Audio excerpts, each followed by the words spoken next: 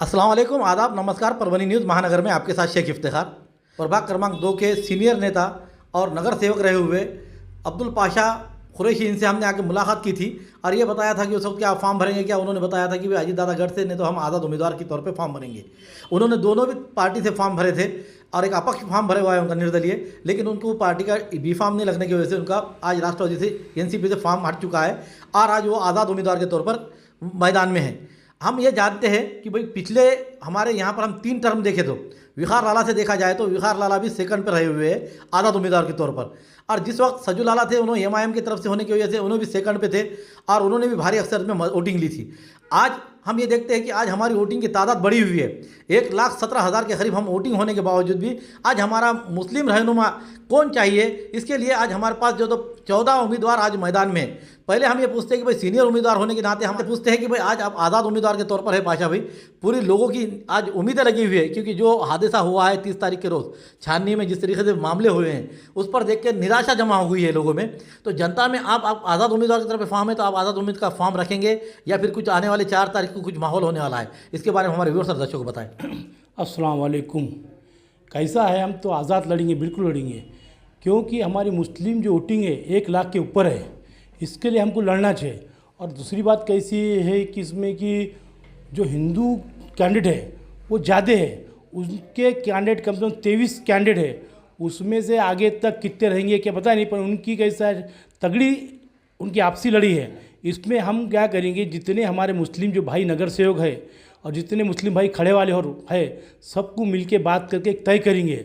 और कैसा है, मैं सीनियर होने से मैं पुराना सीनियर नगर सेवक हूँ, इंशाल्लाह ये सब लोग मुझे सपोर्ट करेंगे। आपने बताया कि आप सब जने एक जगह जमा होकर जो है तो एक निर्णय लेंगे, और आप जिस तरह से बता रहे हैं कि आप सीनियर है, आप सबके आपकी बात को मानेंगे भी, ये बात सही है। लेकिन आप ये बताइए कि यहाँ पर 2 उम्मीदवार खड़े हुए हैं और 2 उम्मीदवार जो है तो दोनों भी शिवसेना के, तो उसमें से एक के समर्थन नहीं हो सकता है क्या? ऐसा कुछ माहौल नहीं बन सकता है क्या? बिल्कुल नहीं बन सकता। कैसे बात है कि एक ईंट है एक पत्थर है, वो भी कैंडिडेट शिवसेना की है ना। हाँ, एक ईंट है एक पत्थर है। और कैसी बात है कि पहले अपने मुस्लिम वोटिंग की तादाद कम थी, अब इंशाल्लाह मुस्लिम वोटिंग की तादाद है, और इनका देखना है तो मुसलमान तरफ देखना है, इन्हें उनके खुद की वोट देखना है, पूरा अपने मुसलमान तरफ क्यों देखना है। इसके वजह से उन्होंने जो भी है मुस्लिम टारगेट करने वाले मुसलमानों पे इन पर बहुत ध्यान से देखना है। इससे अच्छा है कि सब मिलके अपने एक भाई को चुन कर दो। मैं पुराना हूँ, सीनियर हूँ और अच्छा हूँ, मैं कभी भी तुम्हारे काम आने वाला हूँ। इसकी वजह से सब ये नगर सेवक और जो मेरे भाई बाकी खड़े रहे इंशाल्लाह सब मिलके मुझे सपोर्ट करेंगे। तब किसी का काम करना चाहिए अपन ने, गुलामी के धंधे कब तक करना चाहिए? अभी मौका आने वाला है अपने को, अच्छा सा मौका इंशाल्लाह। अल्लाह ने इतना अच्छा मौका लाया है कि मुसलमानों ने अपने सब मिलके एक ताकत बताओ और अपने करो। कब तक किसी गुलामी करेंगे, कब तक झुकेंगे? अपने झुकना नहीं है, अपन सब मिलके इंशाल्लाह सब तय करके अपन अपनी खुद की ताकत बताएंगे और एक उम्मीदवार अपन चुन के लेंगे। अब इसके लिए आपने प्रक्रिया जारी शुरू कर दी है क्या? जो लोग उम्मीदवार खड़े हुए थे आप उनसे मिलजुल करना शुरू कर दिए क्या? इंशाल्लाह मैंने सबसे बातचीत चालू है हमारी, हम सब तय कर रहे हैं। हाँ, हमारी बैठक होंगी 3 तारीख को इंशाल्लाह चालू है। हाँ, सब बोले इंशाल्लाह कि पाशा भी बिल्कुल आप शुक्र रहो, हम तुम्हारा साथ देंगे और तुम हमारा साथ दो। चढ़ा अभी तय करेंगे, जहाँ तक अंदाज़ है सब इंशाल्लाह मुझे मेरे सपोर्ट करेंगे, क्योंकि सबसे मेरी बातचीत चालू है। ये थे हमारे साथ सीनियर नगर सेवक पाशा कुरैशी, जिन्होंने ये बात बताई है कि वो पूरे उम्मीदवार जितने मुस्लिम उम्मीदवार खड़े हुए उनसे बातचीत करते हुए, मुलाकात करते हुए ये तय कर रहे हैं कि भाई एक मुस्लिम उम्मीदवार यहाँ से चाहिए। बेशक ये बात सही है कि हर समाज अपने अपने समाज की सोचता है, तो एक नेता अपने मुस्लिम समाज से भी क्यों नहीं हो सकता है। आज हालात वैसे है कि जिस तरीके से हम बता रहे हैं आपको कि ख़ास तौर पर हमने पाशा कुरैशी को इसलिए यहाँ पर आकर मुलाकात ली है कि ये सीनियर है, वाकई में सीनियर है। इन्होंने ऐसे एक उम्मीदवार को गिराकर सामने आए थे और वो भी इस तरीके से कि भारी अक्षर से वोटों से जीत कर आए थे, जबकि पूरी परभनी के नेता इनके खिलाफ खड़े हुए थे और उनको गिराने की कोशिश कर रहे, लेकिन उसमें से इंशाल्लाह यहाँ के उम्मीदवार को यूथ वोटरों ने चुन कर दिया। तो यही ताकत है कि हमारे मुसलमानों की वोट जो है आज यहाँ पे तकरीबन माशाल्लाह 1 लाख के ऊपर चली गई हुई वोटिंग। तो हम अगर से तादाद में अगर से हम ज़्यादा हैं तो फिर हम हमारी ताकत क्यों नहीं बताएंगे? एक के गुलामी में कब तक रहेंगे, ये उनका बोलना आ रहा है। और साथ ही साथ जिस तरीके से हमने एक जान होकर एकजुट होकर हम हमारी कौम हर एक को मदद करती है, लब्बैक बोलकर आगे निकल जाती है, उसी तरीके से आज ये माहौल आया हुआ है कि आज पाशा कुरैशी साहब ये बात बता रहे हैं कि भाई सबको एक जगह करना ये बहुत बड़ी बात है। हमारे हुजूर सल्लल्लाहु अलैहि वसल्लम ने भी ये बात बताई थी कि मशवरे में बरकत है और मशवरा करना सभी का हक है। तो इसलिए मशवरा करें और एक दिल से होकर, एक जान होकर एक परभनी को एक इतिहास गढ़ाए, ऐसी यहाँ से अपील की जाती है। आज हमने ली हुई मुलाकात आपको किस तरह पसंद बना रही है, इसके बारे में आपके कमेंट्स होना जरूरी है। साथ ही साथ लाइक करें, शेयर करें और अब तक हमारा चैनल सब्सक्राइब नहीं किया तो सब्सक्राइब जरूर करें, बेल आइकन का बटन जरूर दबाएं ताकि आई हुई खबर सबसे पहले आप तक पहुंच सके। आज तारीख 31 अक्टूबर 2024 गुरुवार के रोज सेलू नगर परिषद हद के प्रभाग क्रमांक 4 में रहने वाले आयशा कॉलोनी के नागरिकों ने यहां नगर परिषद को निवेदन दिया है। निवेदन में कहा है कि सेलू स्थित सर्वे नंबर 100 में रहने वाले प्लॉट धारक और यहाँ के रहवासी मिलकर इस इलाके में गंगा जमनी तहजीब की तरह हंसी खुशी से मिलजुल कर भाईचारगी के साथ रहते हैं, लेकिन कुछ शरपसंद अज्ञात लोगों ने खुले ओपन स्पेस में, खुले मैदान में एक चबूतरा बनाकर उसके आसपास उसकी दीवारें बनाने की और चबूतरा बनाकर वहां पर झंडा लगाया गया है।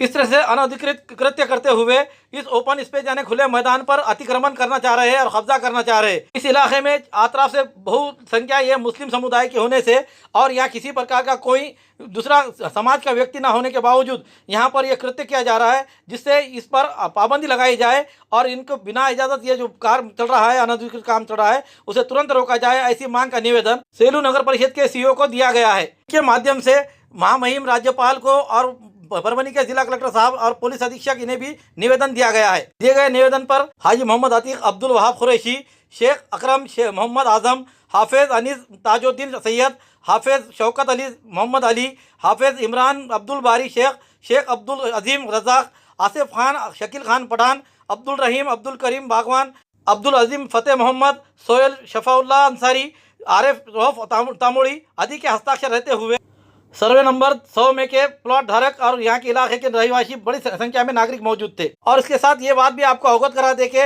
2002 में हाई कोर्ट ने इस बारे में अनधिकृत बांधकाम को गिराने के आदेश दिए थे। इस स्तर पर जांच चल रही है और चुनाव के दिन करीब होने के कारण यहाँ सेलू की कानून व्यवस्था को बिगाड़ लाने की कोशिश करने की कुछ शरपसंद काम कर रहे हैं। इस पर तुरंत पाबंदी लगाई जाए, ऐसी मांग की जा रही है।